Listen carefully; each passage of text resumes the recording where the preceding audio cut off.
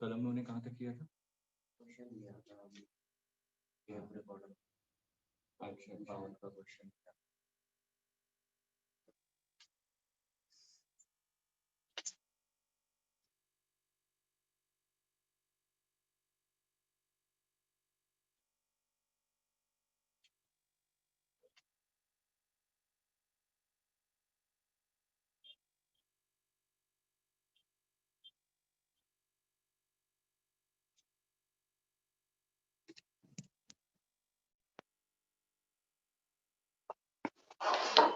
बस अगर ओमेगा निकाला था वो तो कोई फंक्शन और उतना डेंसिटी मास को चेंज कर ली जब वो घूमेगा तो उसके टेप पे कोई टेंशन लगेगा ना, हाँ। टेंशन इक्वल हो जाएगा। बहुत ज्यादा सोच लिया आपने। या तो दूसरा तरीका ये है सर, पहला जो बड़ा वाला है वो धीमे स्पीड से घूमे और दूसरा वाला तेज स्पीड से कवर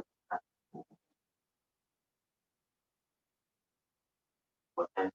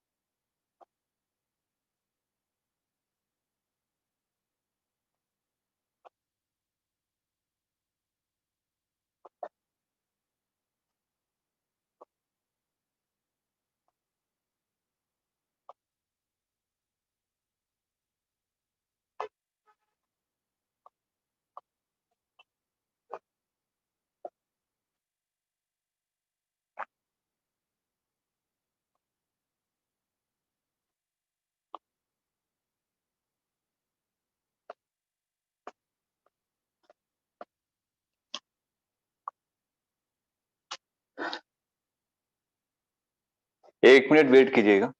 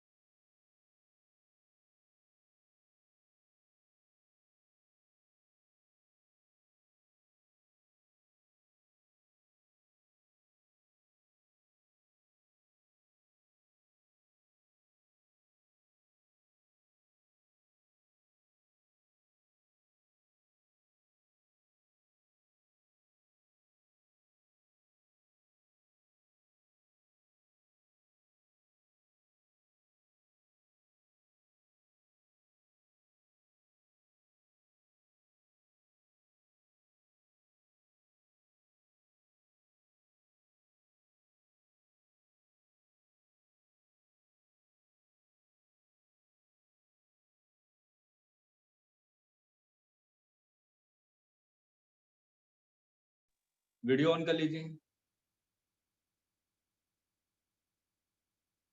कल हम लोग बात कर रहे थे car on A curved path.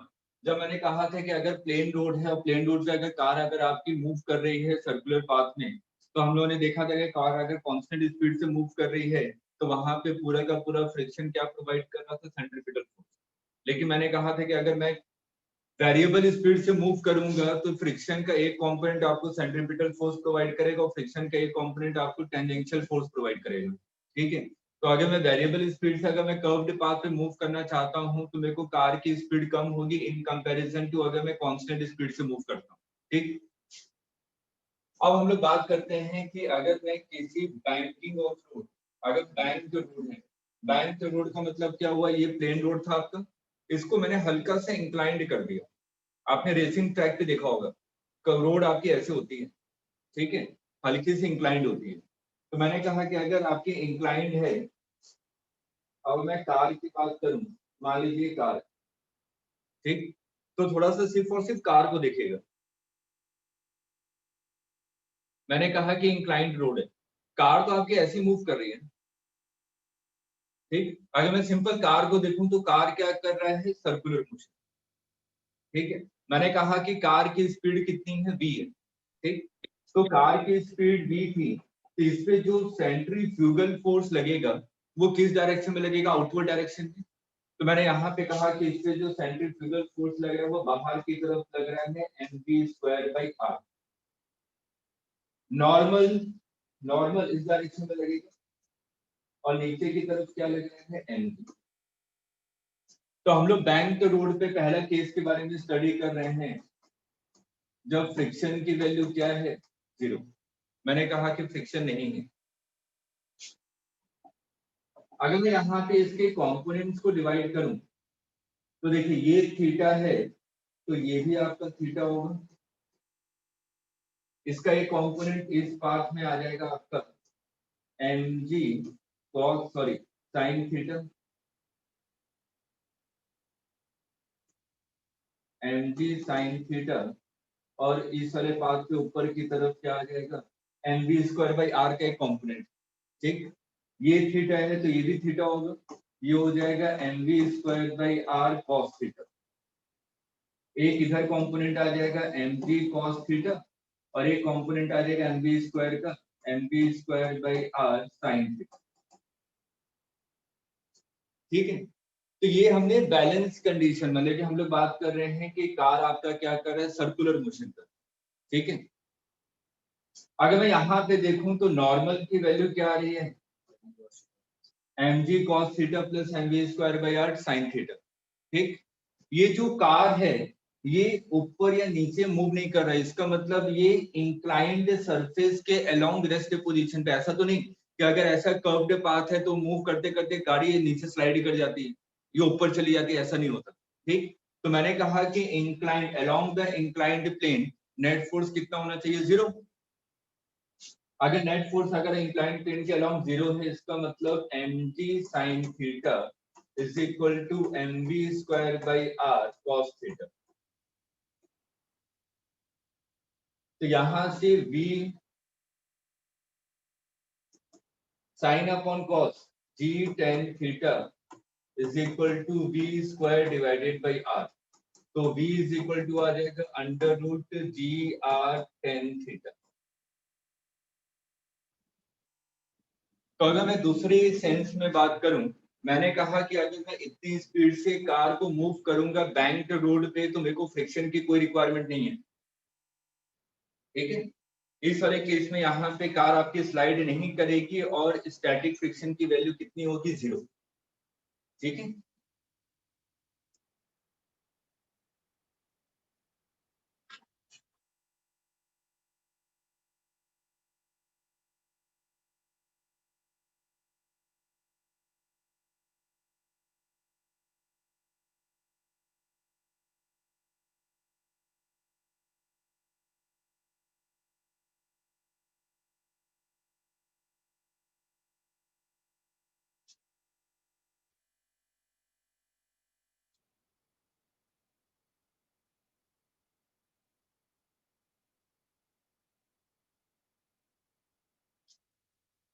अच्छा यहाँ पे ये बताइए कि अगर कार तो सर्कुलर मोशन कर रहा है, अगर कार सर्कुलर मोशन कर रहा है तो सेंट्रीपिटल फोर्स कौन प्रोवाइड कर रहा है इस केस में, एन का कंपोनेंट।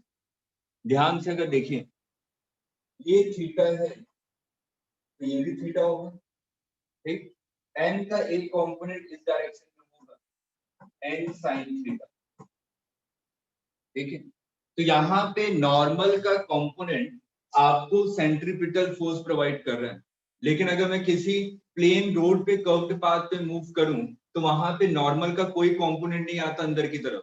ठीक है, इसलिए वहां पे फ्रिक्शन की नेसेसरी कंडीशन होती है, वहां पे फ्रिक्शन जीरो नहीं हो सकता। लेकिन इस केस में फ्रिक्शन की वैल्यू जीरो हो सकती है, अगर मैं इतने स्पीड से मूव करूं तो फ्रिक्शन की वैल्यू जीरो हो जाएगी।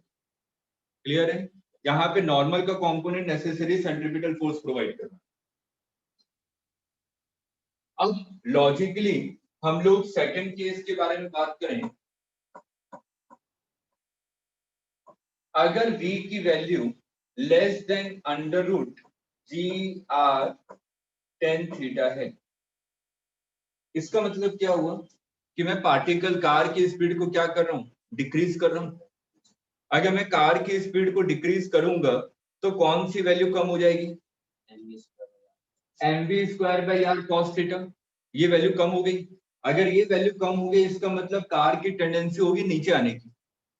अगर कार की टेंडेंसी नीचे आने की होगी तो फ्रिक्शन कहाँ लगेगा, ऊपर की तरफ। ठीक है, बना लीजिए, डायग्राम बना लीजिए।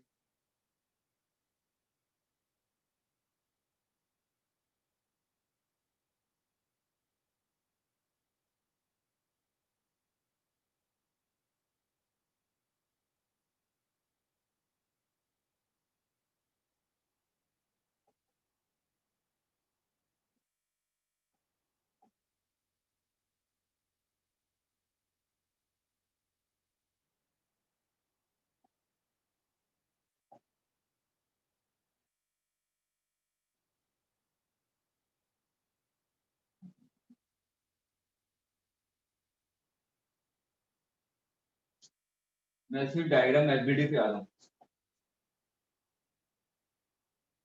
ये थीटा है, ये कार है, v की value less than under root g r tan theta है, तो कार की टेंडेंसी होगी नीचे आने की, तो फ्रिक्शन कहाँ लगेगा, ऊपर की तरफ। और यहाँ पे आपका mv square by r cos theta लगी जाता है और साथ में फ्रिक्शन भी लगेगा, और यहाँ पे क्या लगा था आपका mg sin थीटा। ठीक है, अगर मैं नॉर्मल के बारे में बात करूं, ये नॉर्मल था, इधर mg cos थीटा और एक mv स्क्वायर r का कंपोनेंट था mv square by r sin theta.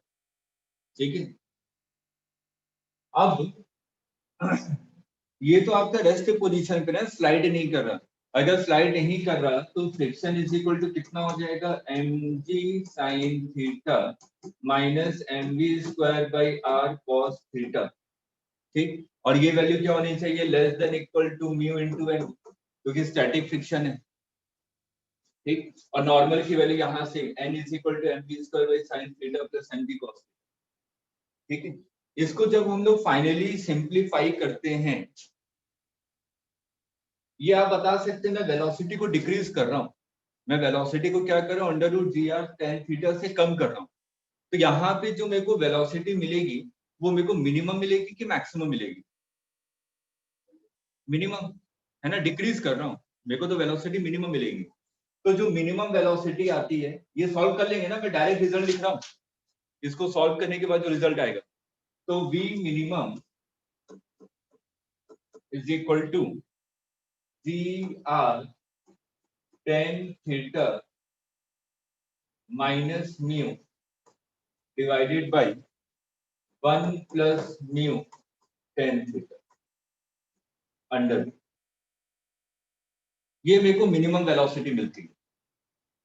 ठीक है,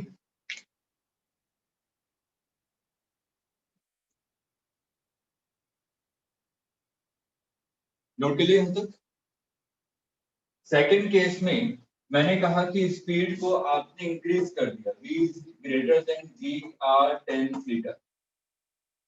अब ये बताइएगा, v को मैं इंक्रीज करूंगा तो mv square by r cos theta की वैल्यू इंक्रीज होगी, तो कार की टेंडेंसी क्या होगी, ऊपर की तरफ मूव करने की, तो फ्रिक्शन कहाँ लगेगा, डाउनवर्ड डायरेक्शन में। तो इस केस में ये थीटा, ये कार है, इस पे फ्रिक्शन अब कहाँ लग रहा है, नीचे की तरफ। ऊपर क्या लग रहा था mv square by r cos theta, और एक यहाँ पे कंपोनेंट था mg sin थीटा। नॉर्मल तो वही है, नॉर्मल ऊपर की तरफ और इधर normal mv square by r sin theta, और एक था mg cos थीटा। ये आपका स्लाइड नहीं कर रहा है, इसका मतलब f is equal to mv square by r cos theta minus mg sin theta, और ये वैल्यू क्या होनी चाहिए, less than equal to mu into n। ठीक है, जब इसको हम लोग सॉल्व करेंगे तो मेरे को यहाँ पे वैल्यू क्या मिलेगी, v मैक्स, मैक्सिमम स्पीड मिलेगी कि इंक्लाइंड रोड पे मैं कितनी स्पीड से रोटेट कर सकता हूँ, मतलब कि सर्कुलर मोशन कर सकता हूँ। जी आर फॉर्मूला देखिए, याद करने का तरीका जो आपका पिछले वाला रिजल्ट आया था, यहाँ पे म्यू की जगह क्या रिप्लेस कर दीजिए, माइनस म्यू, म्यू को रिप्लेस कर दीजिए माइनस म्यू से, तो ये कितना हो जाएगा, टेन थीटा प्लस म्यू, और नीचे आ जाएगा वन माइनस म्यू टेन।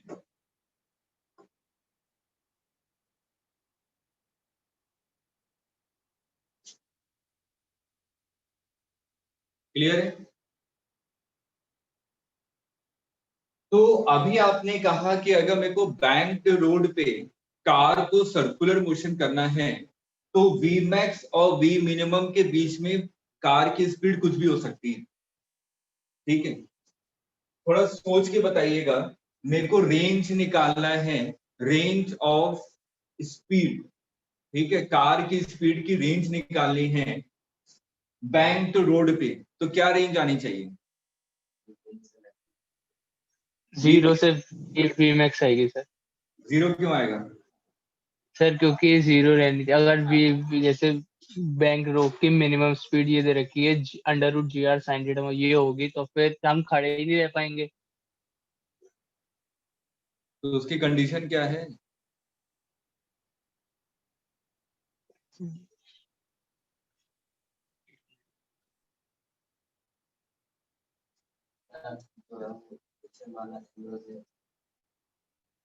कि मतलब कि यहाँ पे जो एंगल ऑफ इंक्लिनेशन है ये एंगल ऑफ रिपोज से कम होना चाहिए। अगर एंगल ऑफ रिपोज से ये ज्यादा है तो सिंपल इसको ब्लॉक मान लीजिए। ठीक है, अगर मैं कार को रेस्ट पे, अगर मैं कार को रेस्ट पे ले आऊं, मैं कार चला रहा हूँ और मैंने इसको ब्रेक अप्लाई करके रेस्ट पे कर दिया, ऐसा कर सकता हूँ ना कार चलाते समय। ठीक, मैंने ब्रेक अप्लाई करके इसको पार्क कर दिया, ठीक है, इंक्लाइन सरफेस पे है, तो ये नीचे स्लाइड नहीं होना चाहिए। कब नहीं होगा, जब एंगल ऑफ इंक्लिनेशन जो बैंक्ड रोड का है वो क्या होना चाहिए, एंगल और रिपोज से छोटा होना चाहिए। ठीक है, तो ये इस कंडीशन को हमेशा ध्यान में रखिएगा, थीटा इज लेस देन और इक्वल टू एंगल और रिपोज।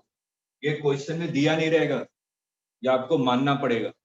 ठीक है, नहीं तो मैं कभी कार को पार्क कर ही नहीं पाऊंगा, मैं कभी कार को रोक ही नहीं पाऊंगा इस कर्व्ड पाथ पे, अगर रोका तो नीचे आ जाएगा तुरंत। ठीक है, तो थीटा इज लेस देन और equal to angle of repose, इसलिए रेंज क्या आ जाएगी, 0 से लेके मैक्सिमम तक। 0 समझ में आ गया, क्योंकि मैं कार को पार्क कर सकता हूँ, कार को स्टॉप कर सकता हूँ अगर मैं कर्व्ड पाथ पे मूव कर रहा हूँ।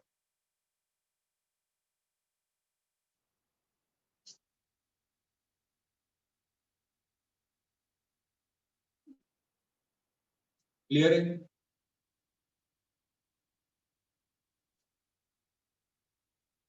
बेंडिंग ऑफ साइक्लिस्ट आता है, छोड़ दूं,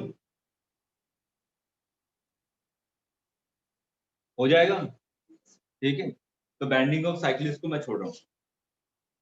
और एक क्वेश्चन मैंने आप लोगों को टेप वाला दिया था, कि मैंने कहा था कि ओमेगा कितना होगा,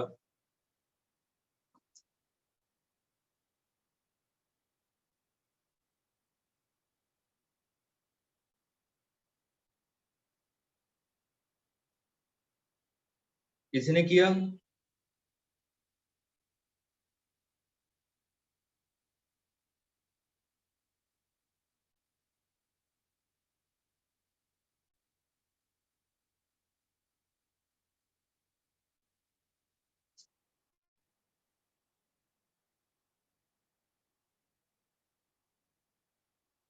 देखिएगा क्वेश्चन को दोबारा समझा देता हूँ। वैसे मेंस लेवल पे आए, इसको स्किप कर दूं क्या? जब दोबारा हम लोग एडवांस की प्रिपरेशन करेंगे तब क्वेश्चन की प्रैक्टिस कर लें। ऐसे हिंट दे देता हूँ, ठीक है? हिंट से मेरे ख्याल से आप कर सकते, हिंट दे देता हूँ। मैंने कहा कि ये आपका कोई टेप है, यहाँ पे देखे होंगे आपने, ये हेड लगा रहता है। ग्रामोफोन पे नजर आता है ना कि ऐसे ग्रामोफोन आपका रोटेट हो रहता है, हेड लगा रहता है, वो आपका रोटेट होता रहता है, ठीक है? तो यहाँ पे जो टेप है ये कुछ ऐसा रहता है,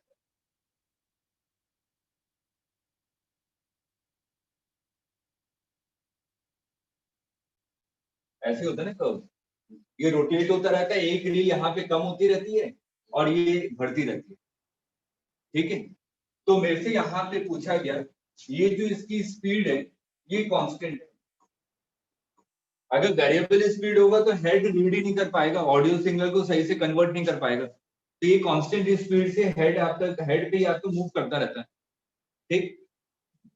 यहाँ पे क्वेश्चन जो पूछा गया था, इसका जो रेडियस है ये टाइम के रेस्पेक्ट में चेंज हो रहा है ना, कांस्टेंट तो है नहीं, ठीक है? तो उस टाइम के बाद इसका रेडियस बिल्कुल मिनिमम पे आ जाएगा और ये मैक्सिमम पे पहुंच जाएगा, पूरी की पूरी रील यहाँ पे आ जाएगी, ठीक है? तो क्वेश्चन यही पूछा गया था, find radius as a function of time, ठीक है? Radius as a function of time निकालना। और ये जो टेप है इसकी विड्थ दी हुई थी बी, टेप की विड्थ आपकी बी दी हुई है। अब सबसे पहले ये बताइए कि यहाँ पे जो ओमेगा है अगर ये रोटेट हो रहा है तो ओमेगा होगा ना, तो ये जो ओमेगा होगा वो कांस्टेंट होगा कि वेरिएबल? क्योंकि v is equal to r omega. अगर मेरे को v को कांस्टेंट, अगर ओमेगा की बात करूं तो v अपॉन आर, है ना? अगर मेरे को v को कांस्टेंट रखना है, v को कांस्टेंट रखना है हमेशा, और मेरे को ये पता है कि रेडियस चेंज हो रहा है, तो अगर रेडियस चेंज होगा तो ओमेगा भी चेंज होगा ना, v कांस्टेंट है, ठीक? ये कांस्टेंट स्पीड से मूव कर रहा है, तो मेरे को पहली बात तो ये क्लियर हो गई कि ओमेगा क्या है, वेरिएबल है, ओमेगा आपका वेरिएबल है। अब इसको हम लोग निकाले कैसे? किसी भी टी टाइम पे, किसी भी टी टाइम पे हम लोग कैसे कोई इक्वेशन कैसे डेवलप करें radius as a function of time निकालने के लिए? मैथ्स लगाना है, फिजिक्स खत्म, अब सिर्फ मैथ्स लगानी है आपको। थोड़ा सोच के बताइए। एरिया,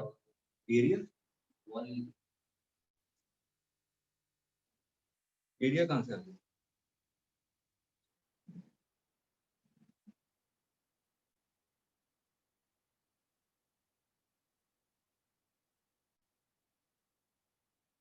थोड़ा सा सोचिए, टिपिकल नहीं है, मैथ्स लगानी है बस।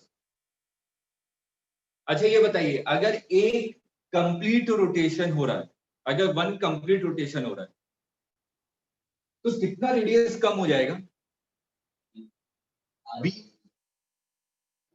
लॉजिक के लिए सोचिए, एक टेप कम हो गया ना, मतलब कि बी थिकनेस कम हो गई, ठीक है? अगर मैं रेडियस के टर्म में बात करूं, एक कंप्लीट रोटेशन होगा, एक कंप्लीट रोटेशन इसका मतलब 2 पाई, ये कितना कम हो जाएगा? बी कम हो जाएगा। अगर ये 1 रेडियन मूव कर रहा है तो ये कितना कम हो जाएगा? बी अपॉन 2 पाई। अगर ये थीटा रेडियन कम हो रहा है तो ये कितना हो जाएगा? B upon 2 pi into theta. अब इसके आगे क्या सोचा जाए?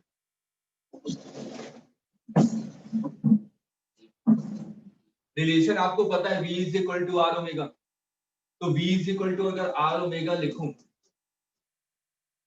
आर भी आपका वेरिएबल है, ओमेगा भी वेरिएबल है, v कांस्टेंट है, ठीक?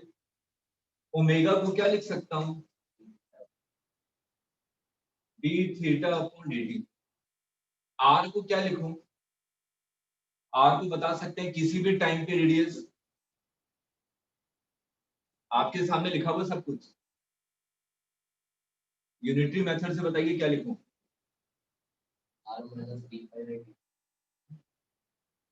मैंने कहा कि किसी भी टाइम पे जो रेडियस होगा, initial radius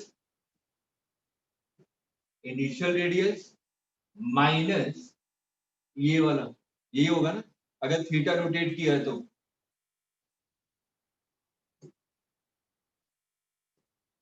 into d theta upon d t is equal to b. अब इसको मल्टीप्लाई करके जो भी लिमिट्स है जिसके टर्म में आंसर पूछा गया निकाल सकते हैं ना। अगर थीटा के टर्म में निकालना, टाइम के रिस्पेक्ट में निकाले कितने टाइम पे कितना हो जाएगा, तो वो सब चीजें हम लोग यहाँ से कैलकुलेट कर सकते हैं। इसके आगे वाला पार्ट सिर्फ और सिर्फ क्वेश्चन के ऑप्शन पे डिपेंड करता है कि मेरे को करना क्या है या क्वेश्चन में क्या पूछा गया। थीटा के रेस्पेक्ट में पूछा है, टाइम के रेस्पेक्ट में पूछा है, जो भी हम लोग यहाँ से निकाल सकते हैं। क्लियर है? तो देखिए बहुत ज्यादा टिपिकल प्रॉब्लम करने की आवश्यकता नहीं है, हम लोगों ने सिर्फ और सिर्फ मेंस लेवल को टच किया, 2-4 क्वेश्चन मैंने टिपिकल करवाए हैं। ठीक है, अभी और भी क्वेश्चन है टिपिकल के लिए, लेकिन कोई फायदा नहीं है। इंटरेस्ट आएगा कि हाँ बहुत अच्छा क्वेश्चन कर लिया, लेकिन कोई फायदा नहीं है। मेरे को तो अभी ये देखना है, मैं सिर्फ मेंस को रखना है अपने दिमाग में कि मेंस क्वालिफाई हो जाए। ठीक है, उसके बाद आपको एडवांस के लिए 4 महीने का तो मिनिमम टाइम मिलेगा ही मिलेगा। अगर फेब में देते हैं तो जून से पहले मेंस नहीं होने वाला। ठीक है,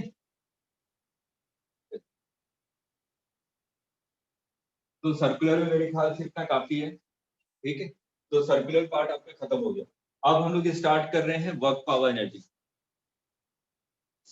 ठीक, लिख लीजिए वर्क पावर एनर्जी।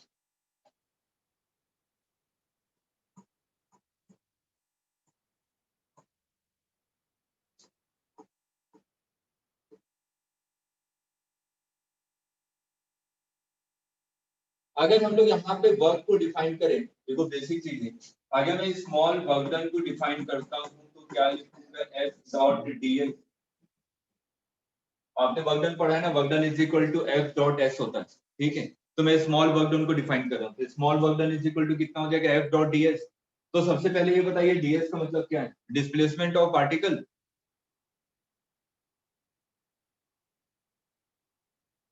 या कुछ और होता है।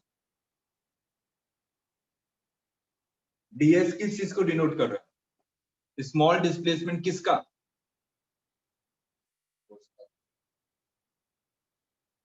ऑब्जेक्ट का। Yes, in the direction of velocity.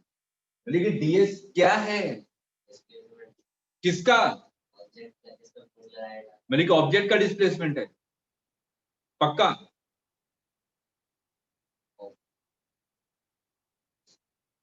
बिल्कुल बेसिक है, बिल्कुल बेसिक। डीएस किसका, ऑब्जेक्ट का डिस्प्लेसमेंट है, Displacement object का। पक्का। ऐसा मतलब specific direction।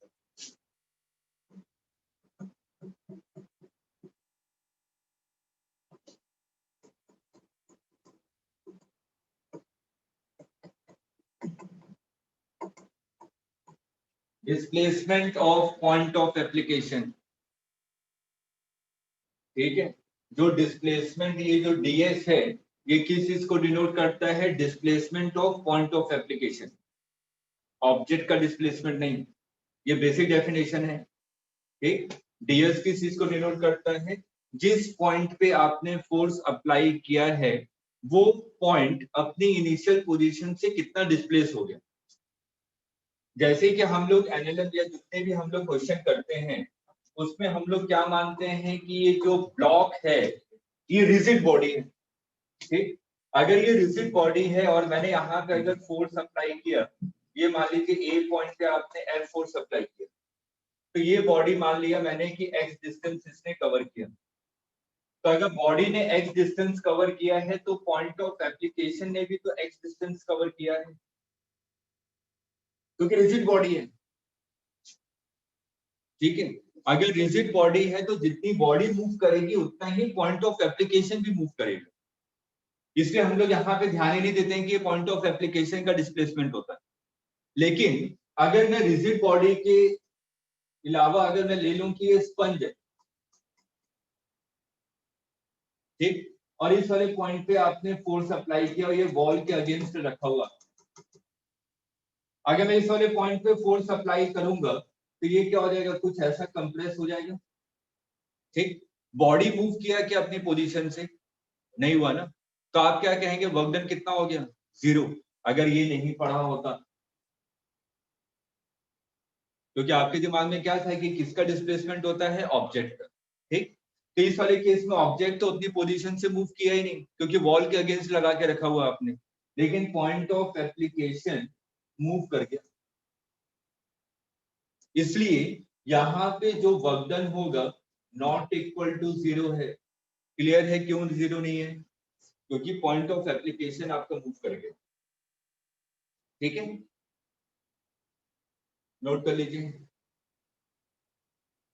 आर्यन लिखते हैं, नोट करते हैं।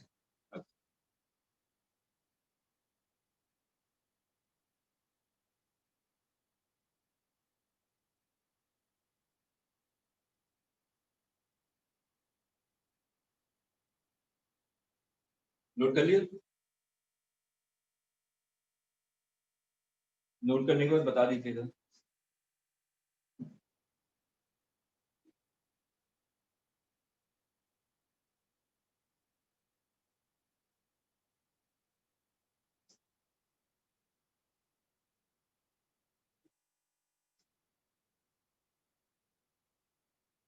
हो गया?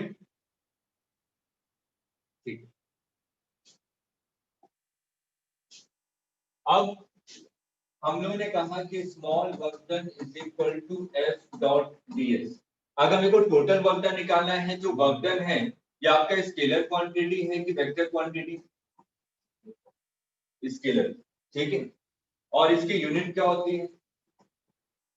जूल, जूल, ठीक। तो यहाँ पे मैं, अगर मेरे को टोटल वर्क डन निकालना है तो मैं क्या करूंगा? इंटीग्रेट। अगर मैंने इंटीग्रेट कर दिया तो मेरे को क्या मिलेगा? Total work done.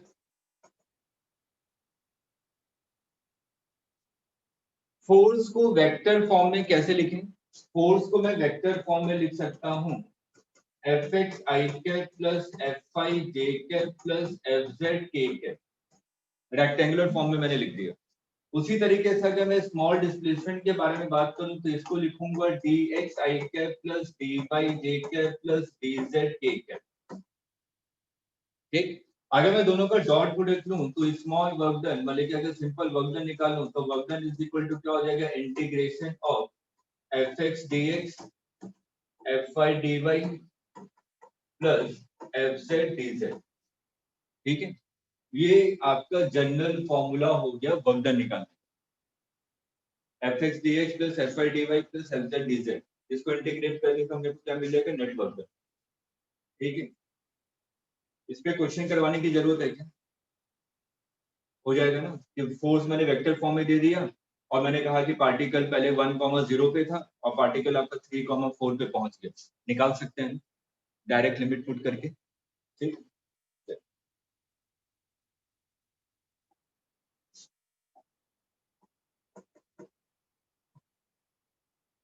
एक ऑब्जेक्ट है 2 kg का, t इज इक्वल टू 0 पे पार्टिकल की स्पीड 0 है और इसमें मैं फोर्स लगा रहा हूँ 30 न्यूटन का at an angle of 37 degree.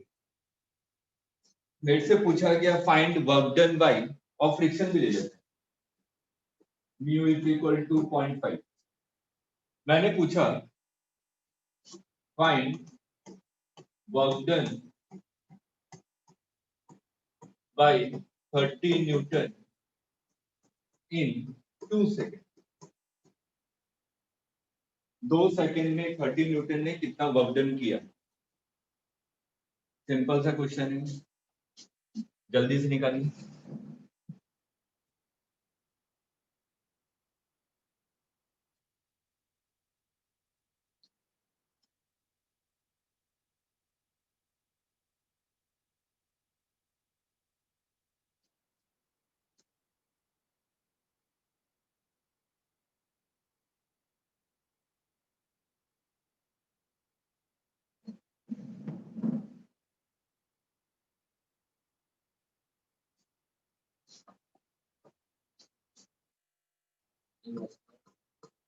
मुझे नहीं पता, मैं खुद ही रैंडमली दिया।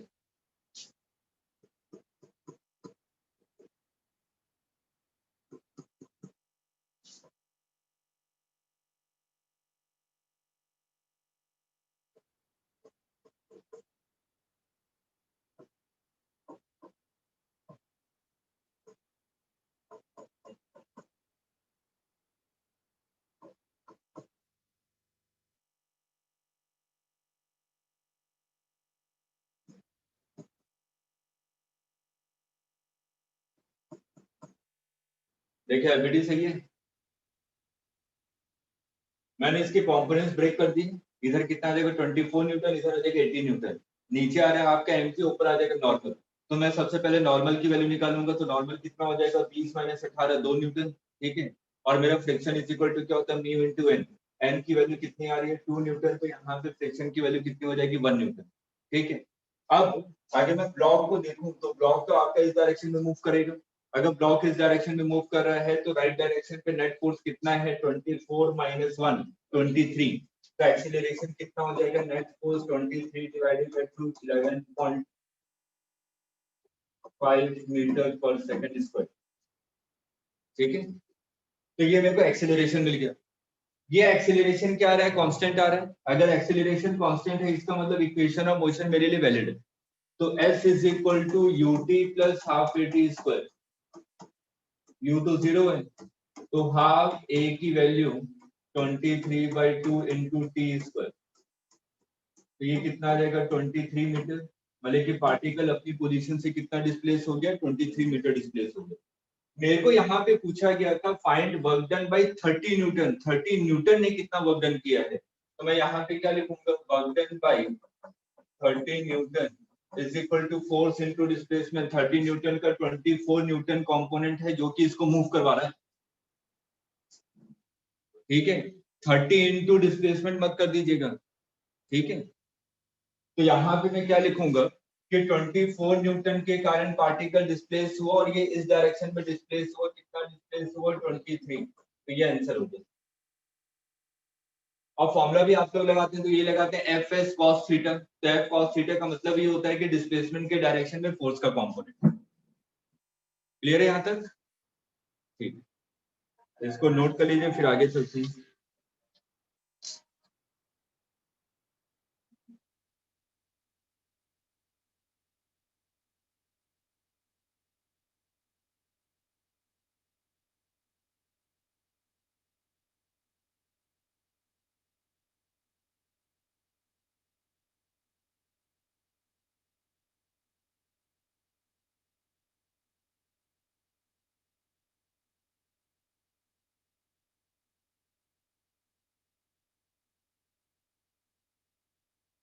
नेक्स्ट वीक फ्राइडे को आपकी क्लास होगी, 3-4 जो भी घंटे की होगी, और हम लोग स्टार्ट करेंगे इलेक्ट्रोस्टैट।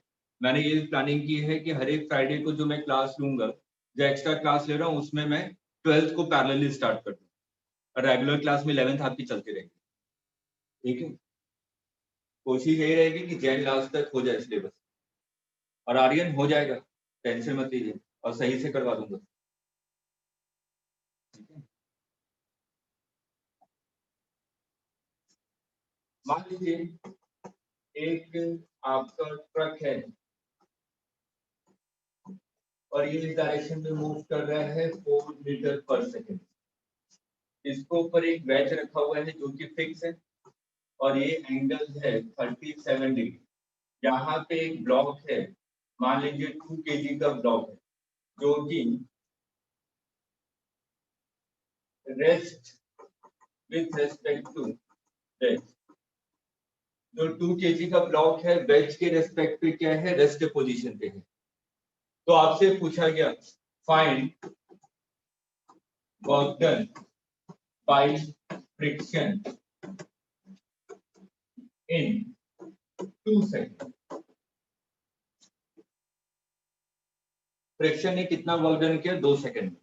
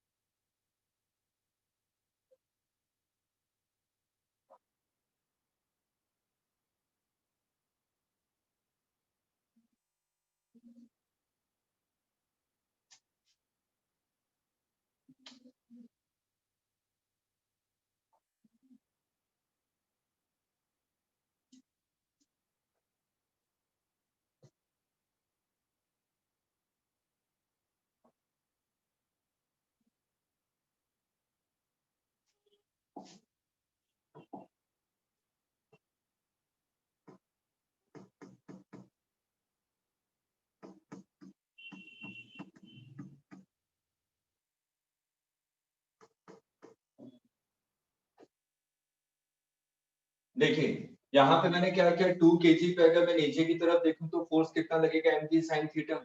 और मेरे को क्वेश्चन में दिया हुआ है कि जो 2 kg ब्लॉक है वेज के रेस्पेक्ट में रेस्ट पोजीशन पे है। अगर ये वेज के रेस्पेक्ट में रेस्ट पोजीशन पे है, मैंने मान लीजिए म्यू की वैल्यू यहाँ पे दे दी 0.5 दे दिया मान लीजिए, ठीक। और मैंने कहा कि अगर ये रेस्ट पोजीशन पे है, याद हमेशा इस चीज को याद रखिएगा, friction is equal to mu n जो आप लोग लिखते हैं ये मैक्सिमम फ्रिक्शन की वैल्यू होती है। रेस्ट पोजीशन पे है तो कौन सा फ्रिक्शन एक्ट कर रहा होगा, स्टैटिक, ठीक है। और स्टैटिक फ्रिक्शन क्या होता है आपका, सेल्फ एडजस्टिंग इन नेचर। अगर आपने म्यू इनटू एन लिख दिया, कई बार जल्दबाजी में ऐसी गलतियां हो जाती हैं कि यहाँ पे म्यू दिया हुआ है डायरेक्ट म्यू इनटू एन लिख देता हूँ, ठीक। तो वो आपके मैक्सिमम लिमिटिंग फ्रिक्शन है। लेकिन अगर पार्टिकल अगर आपका रेस्ट पोजीशन पे है तो फ्रिक्शन की वैल्यू क्या होती है, सेल्फ एडजस्टिंग इन नेचर, और ये किसके इक्वल होता है, अप्लाइड फोर्स के इक्वल होता है, ठीक। तो यहाँ पे इसको नीचे लाने के लिए कौन सा फोर्स रेस्पॉन्सिबल है, 12 न्यूटन। तो इसका मतलब फ्रिक्शन कहाँ लग रहा होगा, इसके अपोजिट डायरेक्शन में लग रहा होगा, इसका मैग्नीट्यूड कितना होगा, 12 न्यूटन के इक्वल, ठीक। मेरे को फ्रिक्शन की वैल्यू पता चल गया कि फ्रिक्शन ऊपर की तरफ लग रहा है 12 न्यूटन।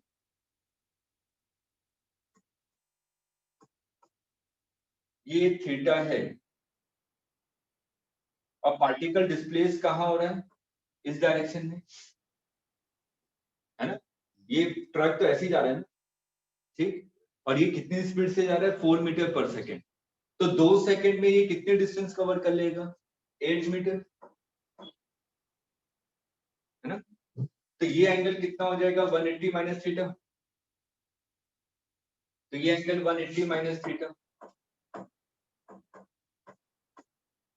तो work done by friction F S cos theta. तो work done by friction F की वैल्यू 12, एस की वैल्यू 8, कॉस 180 माइनस थीटा क्या होता है, माइनस कॉस थीटा, मतलब कि कॉस 37। ये आंसर क्लियर है, सर बोलिए। तो ऐसे वैसे नहीं कर सकते, 4 मीटर पर सेकेंड मतलब सर पीछे ले लेते हैं ना डायरेक्शन में ब्लॉक पे। मतलब कि ट्रक के रेस्पेक्ट में, हाँ सर। देखिए क्वेश्चन में वो मेरे को सेकंड पॉइंट बताना था अभी। मैंने सिंपल क्या लिखा है, work done by friction in 2 second, ठीक है। लेकिन जो वर्क डन होता है, अभी मैं वही बताने वाला था। अगर मैं वर्क डन देखूं तो क्या होता है, एफ डॉट डी एस, ये बेसिक फॉर्मूला है वर्क डन का। तो जो डिस्प्लेसमेंट होता है, याद कीजिए जो हम लोग ने रिलेटिव मोशन पढ़ा था, तो मैंने बताया था कि जो डिस्प्लेसमेंट है वो आपका किस पे डिपेंड करता है, ऑब्जर्वर पे, फ्रेम ऑफ रेफरेंस पे डिपेंड करता है। अगर मैं फ्रेम ऑफ रेफरेंस को चेंज कर दूंगा तो डिस्प्लेसमेंट की वैल्यू चेंज हो जाएगी। यहाँ पे क्वेश्चन में सिंपल लिखा हो, find out the work done by the friction in 2 second. इसका मतलब फ्रेम ऑफ रेफरेंस क्या है, ग्राउंड, ठीक है। अगर मैं यहाँ पे कह देता find work done by friction in 2 second with respect to truck, मैं कहता 0, ट्रक के रेस्पेक्ट में तो 2 kg डिस्प्लेस हुआ ही नहीं, है ना। मैं अगर ट्रक ड्राइवर है तो मैं तो कहूंगा मेरे को तो 2 kg यहीं पे नजर आ रहा है, भले मैं ग्राउंड के रेस्पेक्ट में कहीं और पहुंच जाऊं, लेकिन मेरे रेस्पेक्ट में तो 2 kg यहीं पे रहेगा। तो मेरे रेस्पेक्ट में 2 kg का डिस्प्लेसमेंट कितना हुआ, 0। तो अगर मैं विथ रेस्पेक्ट टू ट्रक की बात करूं तो वर्क डन बाय फ्रिक्शन कितना हो जाएगा, 0। सर अगर यहाँ एक्सेल हाँ बोलिए बोलिए सर बोलिए। अगर यहाँ एक्सेलरेशन दिया होता ट्रक का तो सूडो फोर्स लेना पड़ता।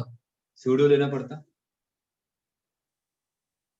अभी वो सब कॉन्सेप्ट में आएंगे, वर्क एनर्जी थ्योरम में सब चीजें बताऊंगा। ये क्लियर है ना सबको, ठीक है। और इसके नीचे एक पॉइंट लिख भी लीजिएगा कि work done depends on frame of reference, और रीजन क्या है, क्योंकि डिस्प्लेसमेंट आपका फ्रेम ऑफ रेफरेंस पे डिपेंड करता है। और एक एग्जांपल इसी के नीचे ले लीजिए कि work done by the friction with respect to truck will be 0।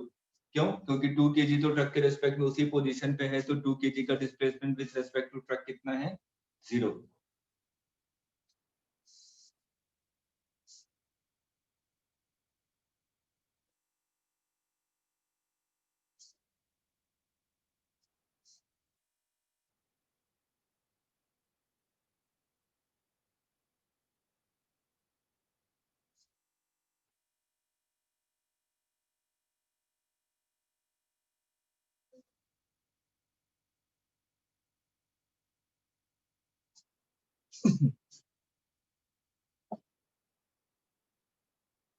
हो गया?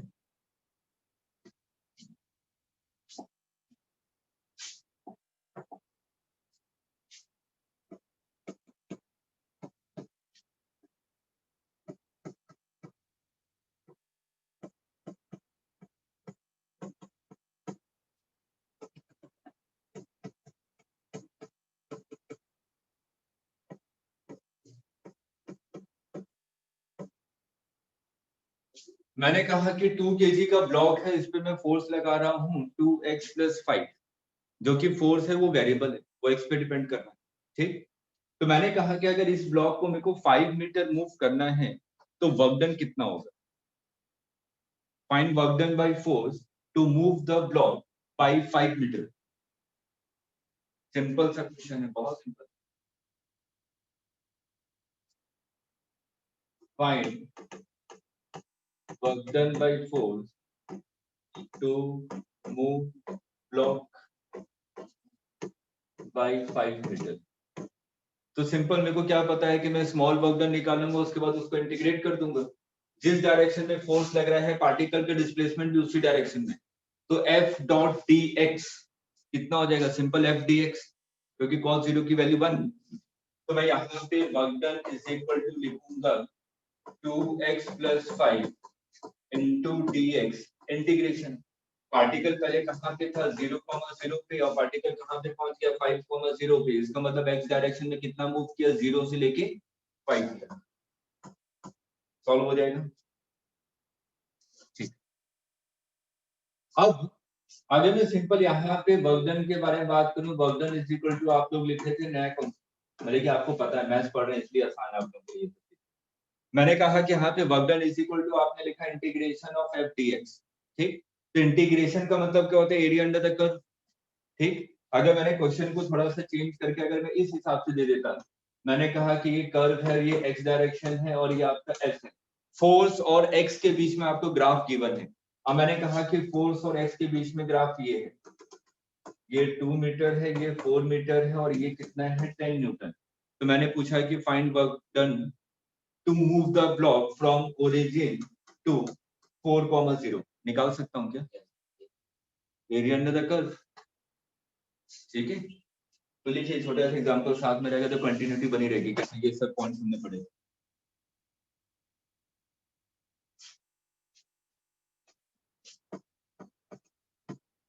Find work done by force to move an object from origin to 4,0। तो सिंपल f और x के बीच में ग्राफ दिया, इसका मतलब एरिया अंडर द कर्व। मैं इसका एरिया निकालूंगा, वही मेरे को क्या दे देगा? Work done. इसका area work done will be equal to, ये कितना? 210 into 20 प्लस हाफ, ये कैंसिल हो जाएगा 10, क्या आ जाएगा?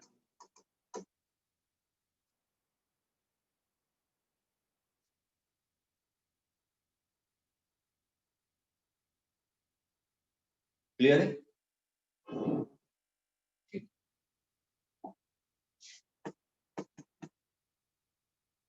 इसको इंपॉर्टेंट मान कीजिएगा, मैं इंपॉर्टेंट उसी क्वेश्चन को करवा रहा हूँ जिसमें थोड़ा सा ट्विस्ट है और कुछ नहीं, ठीक है। ऐसा नहीं कि इंपॉर्टेंट है तो ये एग्जाम में आ रहा है क्वेश्चन, मेरे हिसाब से इंपॉर्टेंट वही होता है जिसमें अलग थोड़ा सा ट्विस्ट आ जाता है, बस और कुछ नहीं। मैंने कहा कि कैन ब्लॉक है, इस पे आपने फोर्स प्रोवाइड किया 2t²। अब यहाँ पे जो फोर्स है वो टाइम के रिस्पेक्ट में वेरी कर रहा है, ठीक। t इज इक्वल टू 0 पे पार्टिकल आपका क्या था? रेस्टिव पोजीशन पे था। तो मेरे से पूछा गया find work done in t0 second, सभी को वेरिएबल ले लिया। t0 सेकेंड में इस फोर्स ने कितना वर्क डन किया?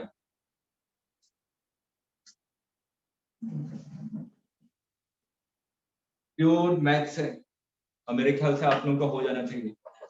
मैथ्स बहुत पढ़ते हैं आप लोग, कुछ पढ़े या ना पढ़े मैथ्स जरूर पढ़ते हैं इंजीनियरिंग का student.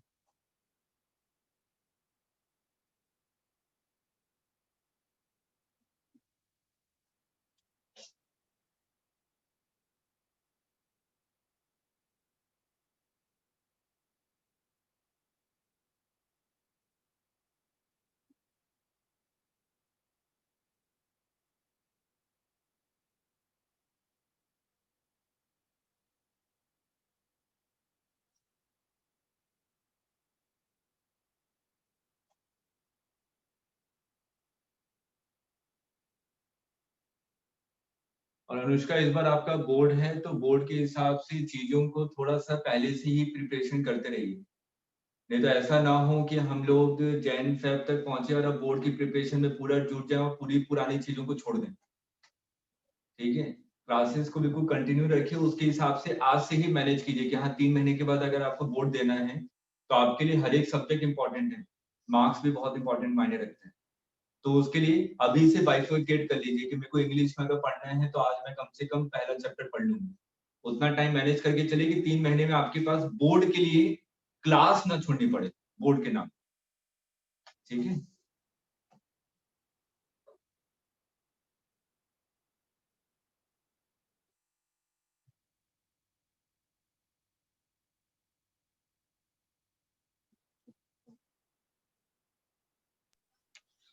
Sir m t not square by 2 नहीं पावर 6 में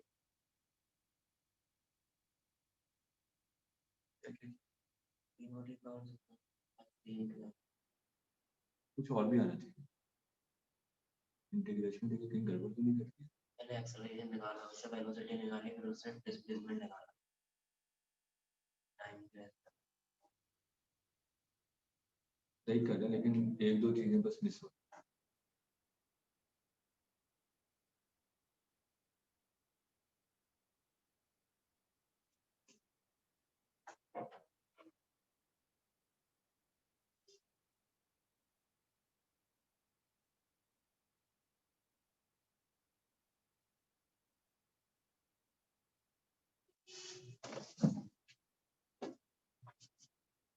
चलिए मैं तो सिंपल जानता हूँ कि अगर मेरे को वर्क डन निकालना है तो f dx का इंटीग्रेशन करूँ मेरे को वर्क डन मिल जाएगा।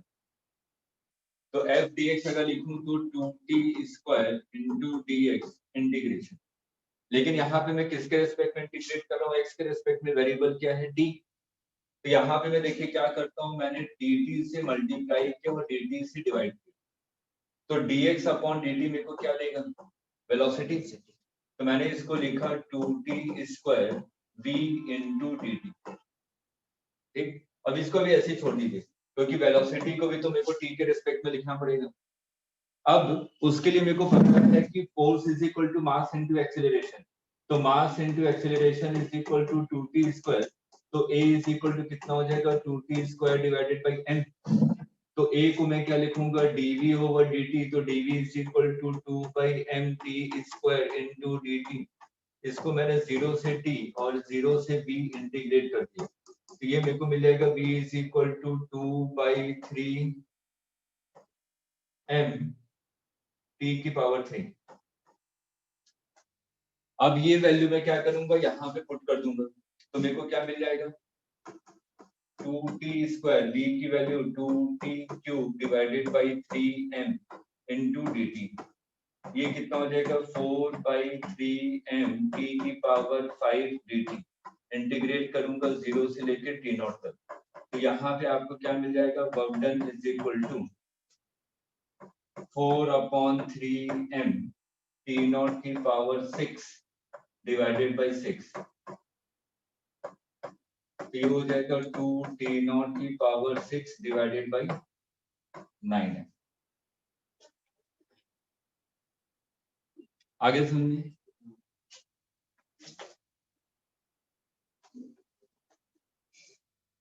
नोट कर लीजिए।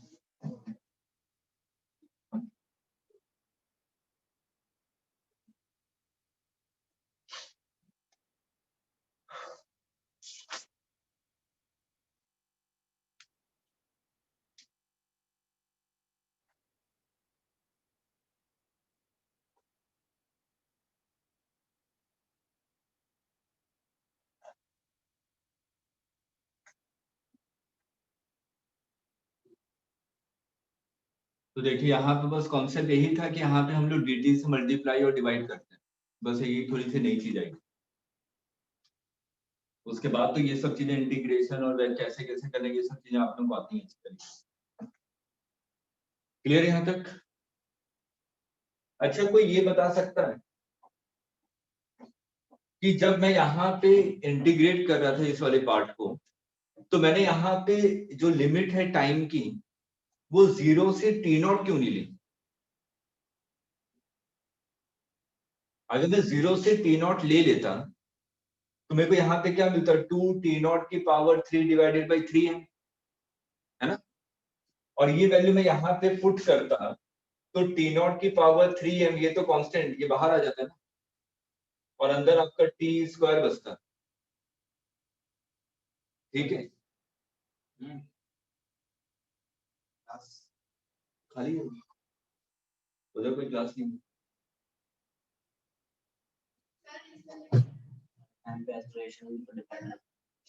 हम लोग ऐसे इस वाले केस में हो सकता है कि आंसर आ जाता, ठीक है, लेकिन हम लोग जनरली मैथ्स में ऐसा करते नहीं है।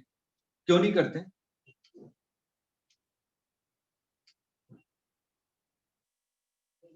अच्छा करते हैं, ऐसा ध्यान दिया ही नहीं।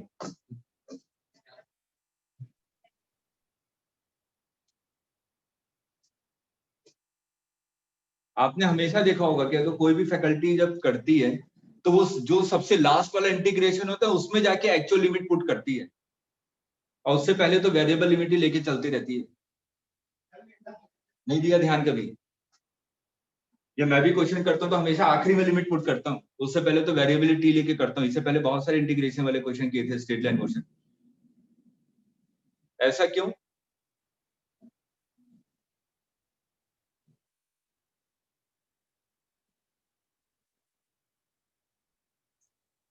सर ऐसा इसलिए कि अगर मैंने यहाँ पे वैसा कर दिया तो मैंने v की एग्जैक्ट वैल्यू निकाल ली, ठीक है, उस टाइम पे मैंने v की एग्जैक्ट वैल्यू निकाल ली, और उसको मैं यहाँ पे पुट करूंगा तो वो वाला तो टर्म कांस्टेंट हो जाएगा ना। जब एग्जैक्ट वैल्यू आ गई तो वो तो लिमिट के बाहर आ जाएगा, ठीक है।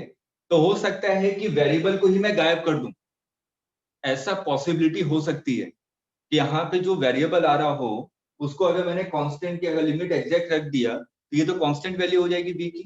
अगर ये वैल्यू कांस्टेंट हो गई तो यहाँ पे मैं पुट करूं तो मैंने वेरिएबल को ही गायब कर दिया, ठीक है। इसलिए हम लोग आखिरी टाइम तक देखते हैं कि शायद वेरिएबल गायब ना हो, बल्कि आंसर मेरा बिल्कुल एग्जैक्ट मिले। वैसे आपको 99% केस में कांस्टेंट रख के भी आंसर मिल जाता है, एक दो केस में कभी कभार ऊपर नीचे हो सकता है। इसलिए हमेशा जो वेरिएबल वाला टर्म है उसको लास्ट वाले लिमिट में एग्जैक्ट लिमिट पुट की जाती है। आप लोग भी यही करते हैं, मेरे को पता है, ठीक है, लेकिन कारण यही है कि वेरिएबल गायब ना हो जाए बीच में से कहीं, अगर मैं पहले लिमिट लगा दूं तो। चलिए कोई नहीं, आगे बढ़ते हैं। Conservative and non conservative force.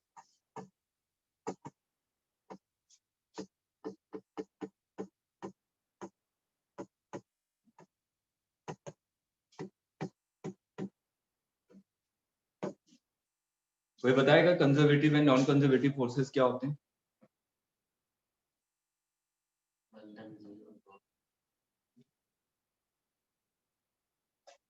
बताइए।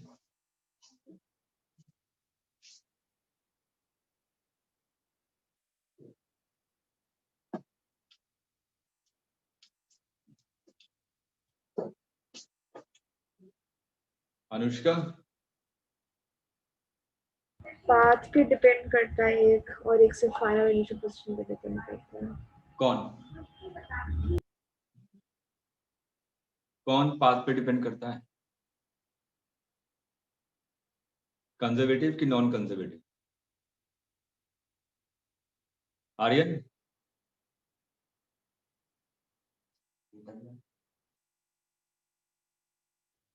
तुषार?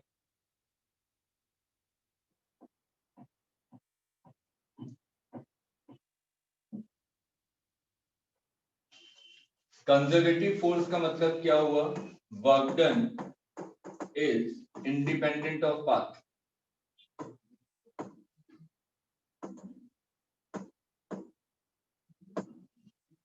और नॉन कंजर्वेटिव फोर्स का मतलब क्या हुआ? Work done depends on path.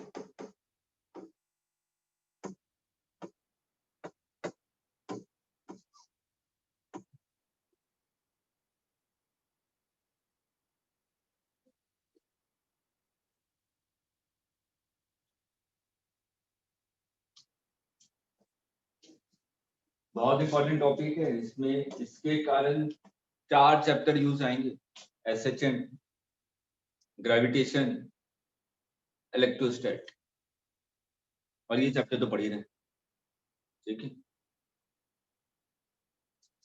अब मेरे को ये डेफिनेशन तो बिल्कुल क्लियर हो गई कि हाँ कंजर्वेटिव का मतलब है जिसमें वर्क डन पाथ पे डिपेंड ना करे, और नॉन कंजर्वेटिव फोर्स का मतलब है जिसमें वर्क डन पाथ पे डिपेंड करे, ठीक।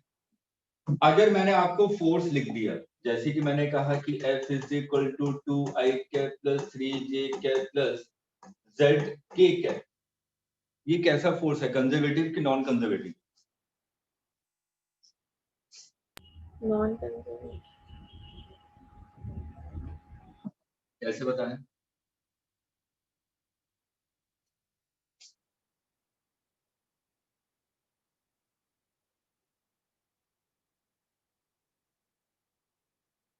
कंजर्वेटिव है। याद है कि इसमें चलिए अब हम लोग कुछ एग्जांपल लेते हैं ताकि मेरे को चीजें क्लियर हो जाए कि अगर मेरे को सिंपल फोर्स लिखा तो उसको देख के मैं कैसे पहचानूं कि ये कंजर्वेटिव है कि नॉन कंजर्वेटिव है, ठीक। क्योंकि इसका नेक्स्ट टॉपिक है आपका पोटेंशियल एनर्जी, उसके बाद वर्क एनर्जी थ्योरम, ठीक है। और वो पूरा का पूरा डिपेंड करता है कंजर्वेटिव और नॉन कंजर्वेटिव फोर्सेस। अगर याद कीजिए आप लोग जो पोटेंशियल एनर्जी पढ़ते हैं कौन कौन से चैप्टर में पढ़ते हैं? एसएचएम में पढ़ते हैं, ग्रेविटेशन, ग्रेविटेशन में पढ़ते हैं, इलेक्ट्रोस्टैटिक। इलेक्ट्रोस्टैट में पढ़ते हैं, और यूनिफॉर्म मैग्नेटिक फील्ड में पढ़ते हैं। इसके अलावा कहीं नहीं पढ़ते, ठीक है। इसके अलावा भी किसी चैप्टर में आता है कि नहीं आता? कहीं नहीं आता। ग्रेविटेशन पोटेंशियल एनर्जी पढ़ते हैं, स्प्रिंग पोटेंशियल एनर्जी पढ़ते हैं, इलेक्ट्रोस्टैटिक पोटेंशियल एनर्जी पढ़ते हैं, ठीक है। इसके अलावा कोई पोटेंशियल एनर्जी नहीं सुनी होगी आपने फिजिक्स में, जितने आपके 11-12 में हैं, ठीक है। उसके पीछे कारण यही है, कंजर्वेटिव और नॉन कंजर्वेटिव फोर्स, इसलिए इंपॉर्टेंट है। अब मैं एग्जांपल लेता हूं। मैंने पहले एग्जांपल लिया कि मैंने कहा कि फोर्स है आपका 2I cap plus J cap. Particle क्या था, पहले A पोजीशन पे था 0,0, और पार्टिकल कहां पहुंच गया, B पोजीशन पे 1,1। तो मेरे से पूछा गया फाइंड वर्क डन। तो मैं वर्क डन कैसे निकालूंगा? सिंपल क्या था, Fx dx मतलब कि 2 into dx plus Fy dy, simple dy। Fy की वैल्यू तो 1 है यहाँ पे, लिमिट लगा दूंगा। x में कहां से कहां तक मूव किया, 0 से 1। y में कहां से कहां मूव किया, 0 से 1। तो ये वैल्यू कितनी हो जाएगी, dx का इंटीग्रेशन x, तो 1 - 0 सिंपल 2, और ये हो जाएगा 1 - 0 1, कितना आ जाएगा 3, है ना। सिंपल इलस्ट्रेशन ले रहा हूं ताकि मैं समझूं कि हाँ कंजर्वेटिव नॉन कंजर्वेटिव का मतलब क्या होता है। अब मैंने सेकंड एग्जांपल लिया, F is equal to xi cap plus y square j cap, ठीक है। पार्टिकल की पोजीशन वही थी, पार्टिकल पहले ओरिजिन पे था और फाइनली पार्टिकल क्या हुआ, 1,1 पे आ गया। अब यहाँ पे आपको वर्क डन निकालना है, तो वही तरीका है, work done is equal to x dx plus y square dy, limit 0 से 1, लिमिट 0 से 1। अगर मैं इसको इंटीग्रेट करके सॉल्व करूंगा तो कितना आ जाएगा, x²/2, वैल्यू पुट करूंगा तो कितना हो जाएगा 1/2, और ये कितना हो जाएगा y³/3, तो ये वैल्यू कितना हो जाएगा 1/3, तो ये कितना हो जाएगा 5/6। सिंपल इंटीग्रेशन कर रहा हूं और कुछ नहीं, ठीक है। चलिए एक और एग्जांपल ले लेते हैं। मैंने फोर्स ले लिया yi cap plus xj cap, ठीक। और यहाँ पे पार्टिकल वही था आपका 0,0 पे था, और फाइनली बी पोजीशन पे पहुंच गया 1,1 पे। अगर मैं यहाँ पे वर्क डन लिखूं तो work done is equal to क्या लिखूंगा, y dx plus x dy integration. ऐसे इंटीग्रेशन सॉल्व किया मैथ्स में, कैसे करते हैं?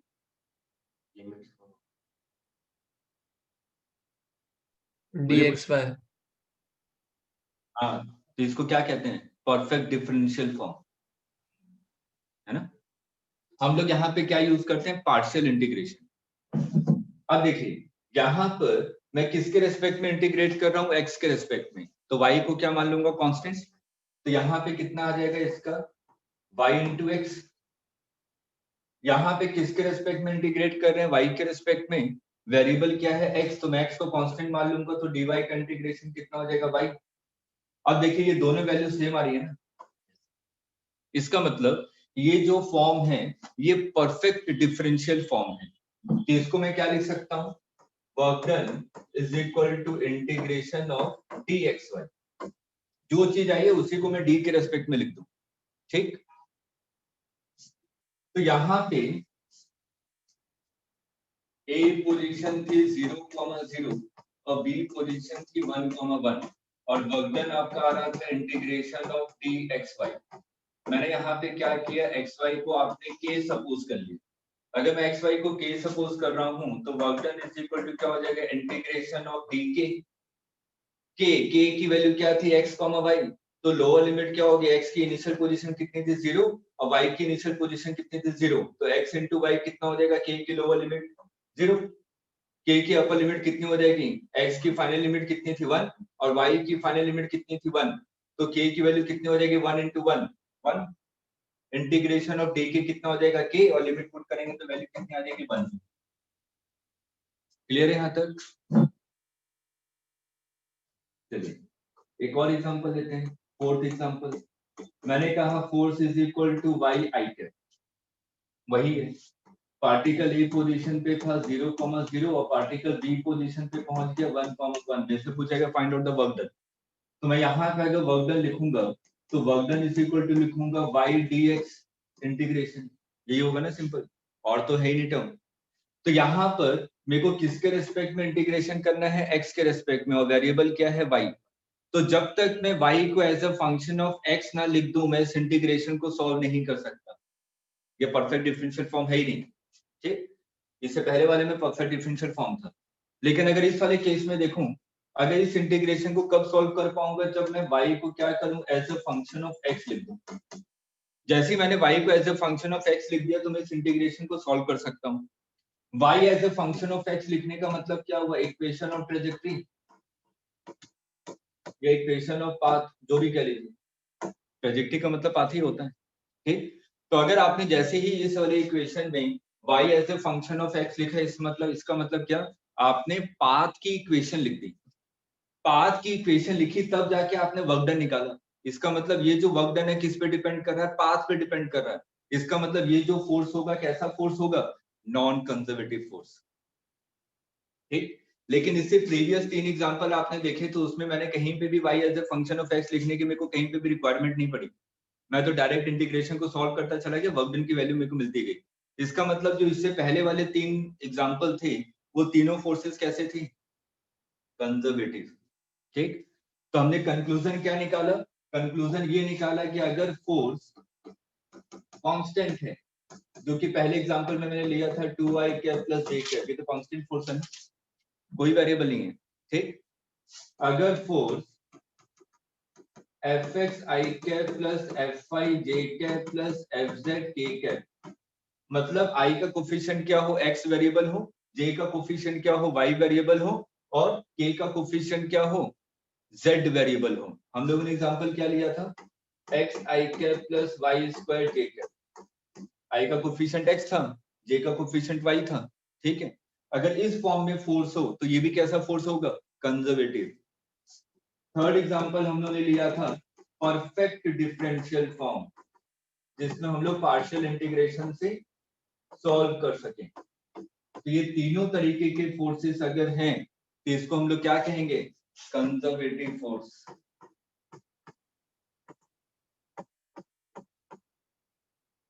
ठीक है। और जो फोर्थ एग्जांपल था जहां पे मेरे को y as a function of x लिखने की आवश्यकता पड़े, इसका मतलब वो कैसा फोर्स हो जाएगा, नॉन कंजर्वेटिव फोर्स। अब आप बता सकते हैं जैसे कि मैंने आपसे पूछा था कि थोड़ी देर पहले 2i cap plus j cap plus z k cap, ये कैसा फोर्स है, कंजर्वेटिव कि नॉन कंजर्वेटिव, कंजर्वेटिव, ये सेकंड फॉर्म हो गया। आगे सुनिए, ठीक है। तो एक बार तीनों एग्जांपल यही लेना है तो यही ले लीजिए, या आपका जो मन करे तीनों से एक एक एग्जांपल लेके जरूर से सॉल्व कर लीजिए। 5 मिनट का टाइम दे रहा हूं, अपने मन से ले लीजिए एग्जांपल, अभी आपको पता चल गया कि कैसे ले सकते हैं। अब प्लीज ओवर कॉन्फिडेंस में चीजों को छोड़िए मत, है इजी, लेकिन नोट जरूर कीजिए कॉपी।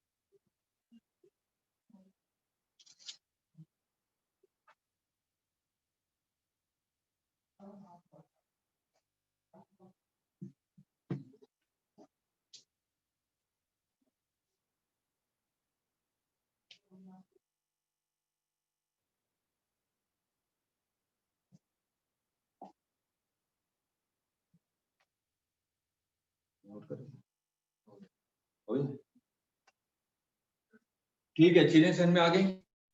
ठीक है कि कंजर्वेटिव और नॉन कंजर्वेटिव फोर्स क्या होता है। जो हम लोग का नेक्स्ट टॉपिक है वो है concept of potential energy. Concept of potential energy, इसको नेक्स्ट क्लास में कंटिन्यू करेंगे। ठीक है, और एक बार थोड़ा सा एक बार पढ़ के रखिएगा। और प्लीज पढ़ने के लिए सिर्फ और सिर्फ स्टैंडर्ड बुक को फॉलो कीजिए, या तो रस्किन खालिडे या तो ऐसे वर्मा, जो मन करे। आलतू फालतू बुक से मत पढ़िएगा। उसके बाद फिर मेरे से पूछेगा सर उसमें तो ये लिखा था आपने ये बता दिया। ठीक है, पढ़ना है तो स्टैंडर्ड बुक से पढ़िए। ठीक है, चलिए ओके बाय बाय। शीट आज मिल जाएगी आप लोग।